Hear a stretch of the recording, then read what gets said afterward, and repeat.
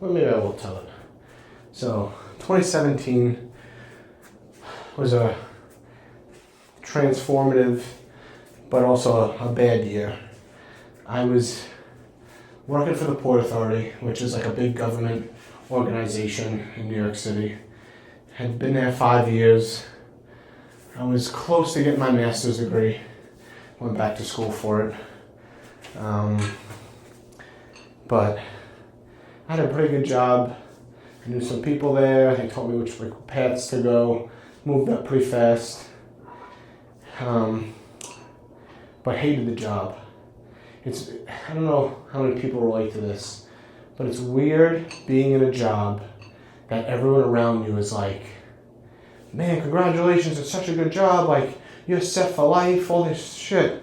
And they're right, so you can't tell them they're wrong, but there's a part of you, and for me, it was a growing part of me that was like, I don't give a shit. I have one life, I'm gonna live it doing this. I just couldn't, it was so hard to see myself for the rest of my life doing this job, just showing up and like, I don't know, it was good. It was great benefits, a pension, fucking healthcare, good salary, own office, like freedom. I was in supervision, I was moving up, like I was meeting people, like I was in the golf league, we won the championship, rubbing shoulders with like all like the people that had meetings with the mayor, like it was, on paper it seemed great, but I just did not like it. I couldn't force myself to like it. I tried, I was in that position for a couple of years, but 2017, it was my second year in that position and I just knew it wasn't for me, but I couldn't think of anything else to do and definitely couldn't think of anything even close to that good. So I was like, I guess I'm stuck here. And I was like, I'm gonna get married, have a kid and buy a house and never be able to leave this. It was terrifying, but I was like, man, everyone's doing this. It seems like everyone around me is okay with it. Maybe I'm just fucking fucked up or whatever. So I drank a lot, like family and friends. It was built into the social life. It's also, you watch TV, you watch movies, and the guy comes home after a stressful day, he drinks. It's like so normalized, and that habit just built with me. I was drinking more and more, and it was like a way to have fun on the work nights. It was a way to have fun on the weekends and forget that. But I also put on some weight. So this is how I ended up stopping drinking. I bought a Christmas suit. Like you see like these funny suits that are out now? Well, before they were popular, I found one somehow, and it was like, there's a full suit but had a Christmas pattern on it. I was like, that's funny, I want to wear that on Christmas Eve. We're going to my cousin's house, and I ordered it in my size, but it came in a weird size, and I couldn't even come close to fitting in the belly, like the pants. I was like, oh my God, this fucking beer belly.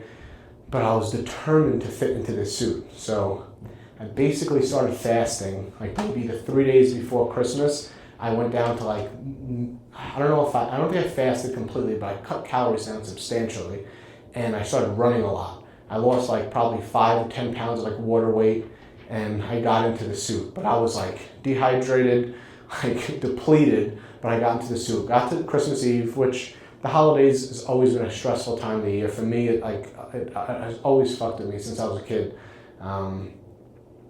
Just like after my parents got divorced, it was always like weird around the holidays, and it wasn't the fun time of year that like a lot of people have.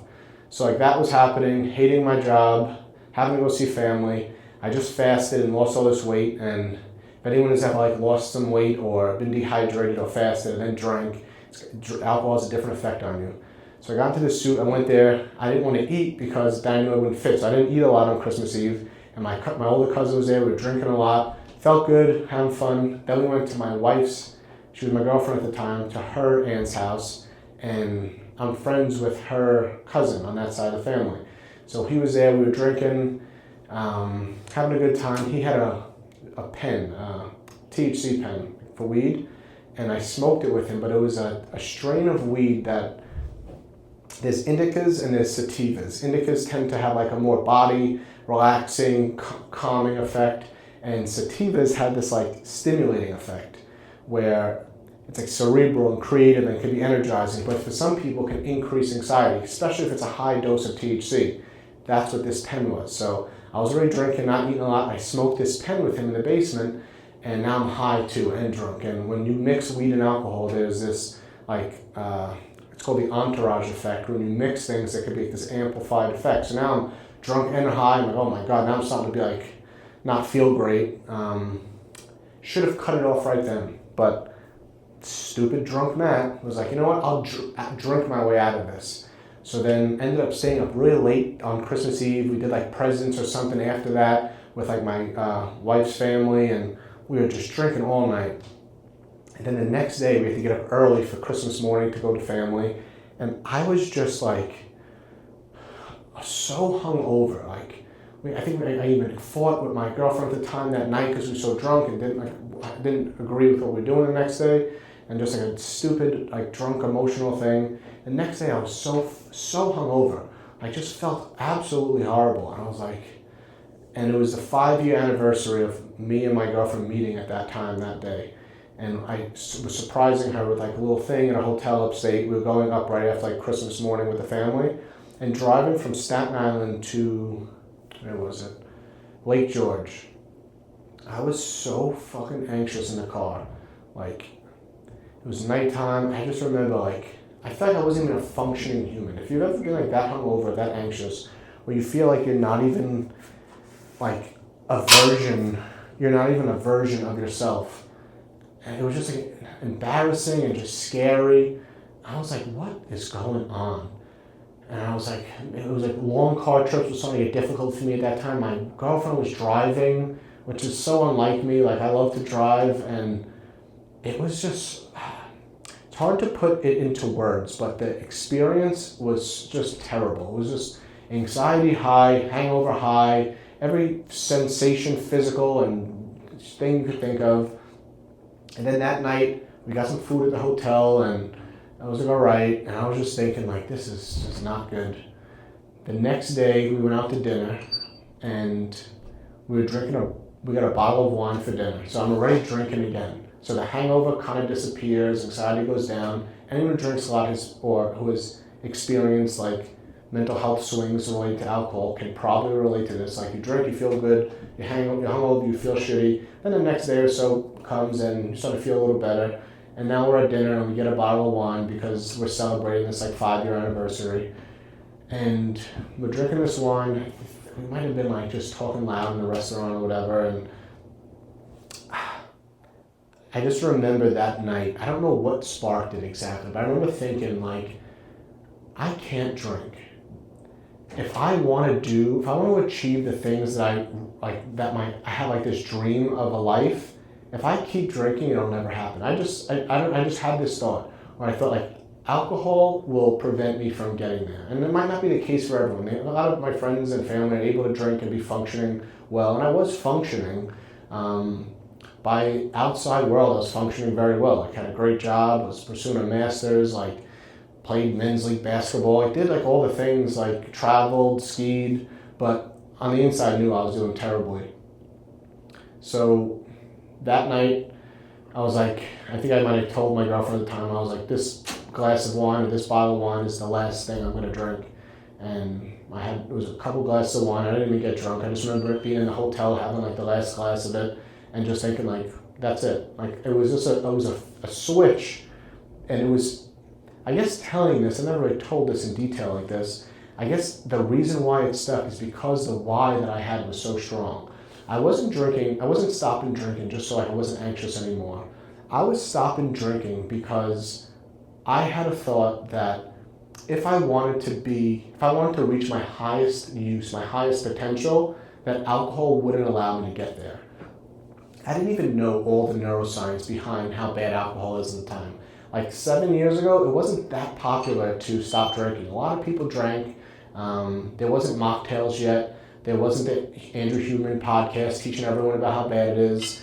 It was still on the news that drinking 2 glasses of wine a night is good for you. Like, I was a little ahead of that curve in my social circle of stopping drinking. And yeah, I guess the reason why it stuck is because I had a really strong why. I did not like the life I was living, and I just thought that if I kept drinking, I would stay there forever. And that thought was terrifying.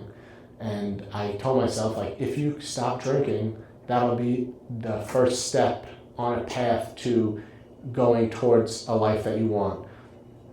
And it ended up being the case. Wasn't an easy path, because if you're drinking to like get over negative emotions and you stop drinking, guess what? Those negative emotions are there waiting for you.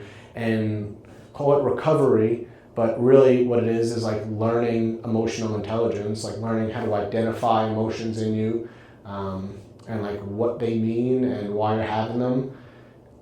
But yeah, that was 7 years ago. Oh, maybe yesterday, or yesterday might have been the 7-year anniversary. I mean, it doesn't matter anymore. It's not, I could probably drink right now and it wouldn't make a difference. I don't, just because the reason why I drank, I no longer would do that for. Like, if I want to feel better, I just have a more reliable, I do other things that are more reliable in making me feel better. Like, meditation is great, cold plunging is amazing, but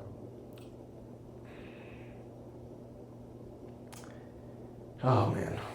So, yep, that's why I stopped drinking. And other times before that, I've tried to stop drinking and ended up drinking again. And I guess it's because the reasons why I was stopping drinking before that weren't that good of reasons. It was like to cut down on some fat, or to just because I felt like I was drinking too much, but no solid reason. So you go back to it. But like, if your reason is, I think that this is detrimental to the person who I believe I can become, and I don't like my life, and I think that alcohol is the reason why I'm not, like, why I'm anxious, and it's contributing to like poor mental health and holding me back, like that reason was strong enough to like get me over the hump.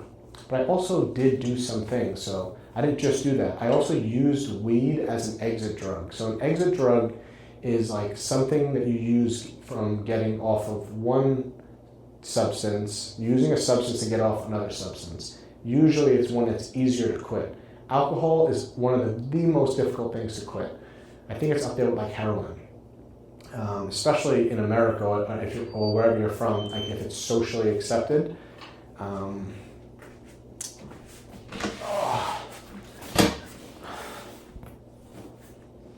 So what I would do is I started to use weed and exercise a little bit to like replace some of the feelings of that alcohol had given me. And at the times that I would use alcohol too. And weed would help with anxiety sometimes. It was a double-edged sword, because if you use too much weed, it increases anxiety. And I don't recommend using it, but at the time I also smoked weed and I stopped drinking, so I used it. And it was helpful. Like, even while I was drinking, I would notice that, say like you're on that upward slope of drinking, you're having like 1, 2, 3 drinks, you want the 4th, 5th, and you're starting to feel good, and you smoke the right type of weed even a little bit, I've noticed a huge reduction in the like drive to keep drinking. It worked great for that. But then for the few months, I would say almost 6 months from when I stopped drinking, I smoked weed. After work, I would rollerblade or try to do something active. But late at night, I was still smoking a good amount of weed. And then what started to happen was like I was smoking too much of it. It was starting to make me feel a little off. And 6 months later, in that June, I just stopped smoking weed. And by that point, the alcohol habit was gone. Like 6 months, it was a long time, and that habit was gone. And the weed habit, I think weed, unless you're really addicted, is much easier to stop than alcohol. And then I stopped weed. That was easy, just because it was making me feel like worse. It wasn't helping like it used to.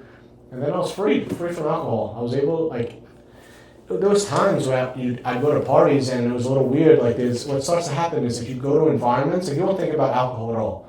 Like, one weird thing that happened, I stopped drinking for, I don't even know, 8 months, 9 months, and we moved to Florida. We had a little boat, we put it in the water. As soon as we got into the water, I instantly had a craving to drink. I was like, what the hell? And it's because all the times I took a boat out from when I was 16 on, me and my friends would have a cooler, we'd start drinking. I had an amazing time. So like that was the cue.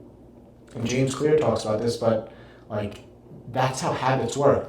You have a cue, and then it lights up this like circuit in your brain. So cue was boat, routine was crack open a beer, reward was now you're on a boat, relax, chilling. And that's a habit loop right there. So I was like, it was just cool to be like holy shit, I had such a craving. I didn't drink, but like I just started to notice that, and then it started to diminish. So if you don't give it, it's like when people come home from rehab. If you come home from rehab, you can do great, 90-day, whatever it is, 60-day. Come home, then they get home, and all of a sudden it's really difficult because they see the places, they see the people, they're in the environment that the habit was formed. They get these strong cravings, and ultimately most fail. So it's really good after you break a habit to change your environment. And I did move to Florida right after that, and that definitely helped. Because you have to build new habits in a new environment, especially if it's a healthy environment.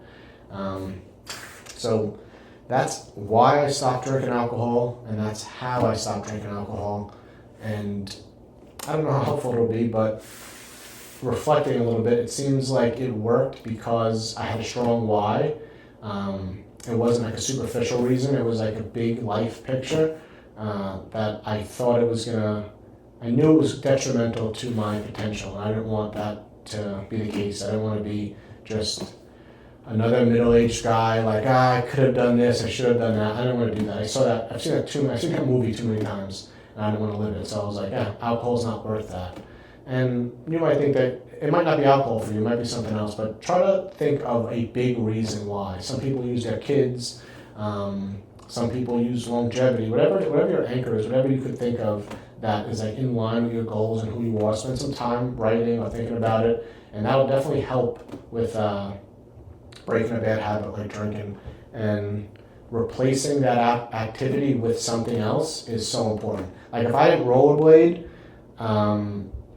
and do some exercise and smoke weed, I don't know if it would have worked. But I was smoking weed to get like a little bit of a high, and I was exercising to have some fun, rollerblading after work. So it was enough to get over that hump for me.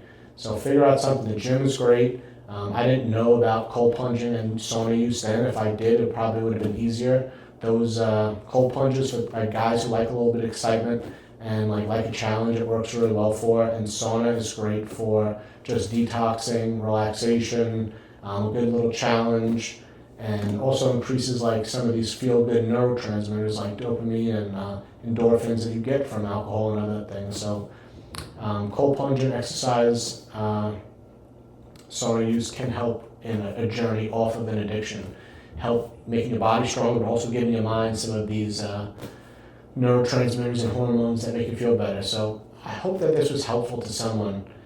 I don't know if it will be, but I don't think there's many people who stop drinking and regret it. It's hard to do, but if you do it, there's only good things on the other side of that. You'll go to a party. Now it's easier. Like now, this isn't 10 years ago stopping. Like now I feel like it's becoming more normal not to drink, where like there was a lot, maybe this is true for some people, but there was so many times where people would be like, oh, you're not drinking. Whoa, is everything all right?